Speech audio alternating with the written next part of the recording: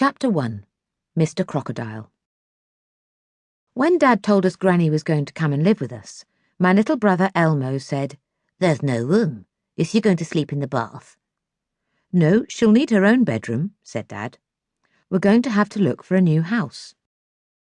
Granny couldn't live on her own anymore because she kept getting into muddles. She had a black cat called Panther, and sometimes she put dry cat food instead of cat litter into the tray where he did his poos. Panther didn't mind, he just ate the food. But he did mind the day Granny put cat litter in his bowl instead of cat food. Mum and Dad were worried that Granny might feed herself the wrong things, or leave the oven on, or forget to turn the tap off. We went to look at a lot of houses. The man who showed us the houses was called Mr Mills, but Elmo called him Mr Crocodile. When I asked why, he said it was because of his big false toothy smile. "Do you mean he has false teeth or a false smile?" I asked. "Both," Elmo said. Most of the houses we looked at had something wrong with them, but Mr Crocodile just smiled and said they were charming.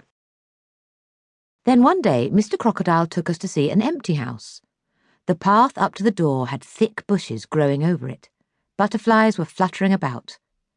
"This'll be charming once the garden's all cut back," said Mr Crocodile, but Elmo and I liked it the way it was.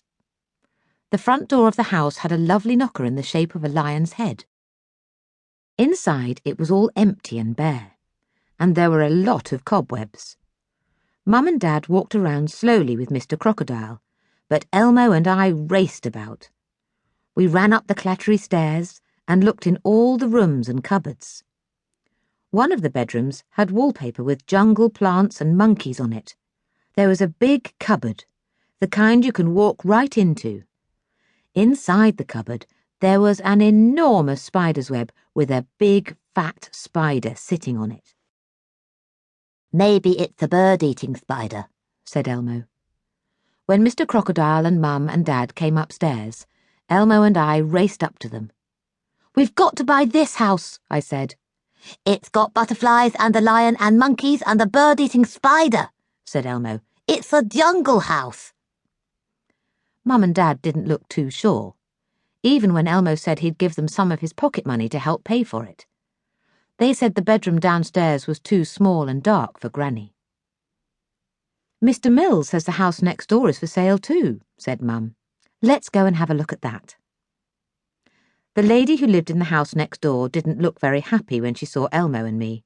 She made us take our shoes off before she let us in. We followed the grown-ups round all the boring rooms.